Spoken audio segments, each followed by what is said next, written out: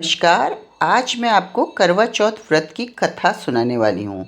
महिलाओं के अखंड सौभाग्य का प्रतीक करवा चौथ का व्रत कुछ इस प्रकार है। एक साहूकार के 7 लड़के और एक लड़की थी। एक बार कार्तिक मास की कृष्ण पक्ष की चतुर्थी को सेठानी सहित उनकी 7 बहुएं और बेटी ने भी करवा चौथ का व्रत रखा। रात्रि के समय जब साहूकार के सभी लड़के भोजन करने बैठे तो उन्होंने अपनी बहन को भी भोजन कर लेने के लिए कहा। लेकिन बहन ने कहा, भाई अभी चांद नहीं निकला है, चांद निकलने पर उसे अर्घ देकर ही मैं भोजन करूंगी। साहूकार के बेटे अपनी बहन को बहुत प्रेम करते थे। उन्हें अपनी बहन के भूख से व्याकुल चेहरा देखकर बहुत दुख हुआ। साहूकार के बेटे नगर के बाहर चले गए। वहां एक पेड़ में चढ़कर अग्नि जला दी।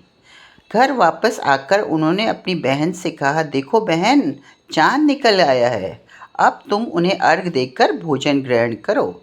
साहूकार की बेटी ने अपनी भाभियों से कहा, देखो चांद निकल आया है, तुम लोग भी अर्घ देकर भोजन कर लो। नंद की बात सुनकर भाभियों ने कहा, बहन अभी चांद नहीं निकला है, तुम्हारे भाई धोखे से अग्नि जलाकर उनके प्रकाश को चांद के रूप में तुम्हें दिखा रहे हैं।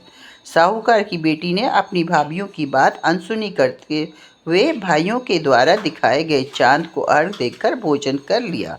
इस प्रकार करवा चौथ का व्रत भंग होने के कारण विघ्नहर्ता भगवान श्री गणेश साहूकार की लड़की पर अप्रसन्न हो गए। गणेश जी की अप्रसन्नता के कारण उस लड़की का पति बीमार हो गया और घर में बचा हुआ सारा धन उसकी बीमारी में लग गया।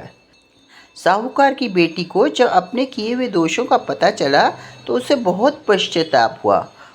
उसने गणेश जी से क्षमा प्रार्थना की, फिर विधि विधान पूर्वक चतुर्थी वर्ष शुरू किया। उसने उपस्थित सभी लोगों का श्रद्धा अनुसार आदर किया और तदुपरांत उनसे आशीर्वाद ग्रहण किया।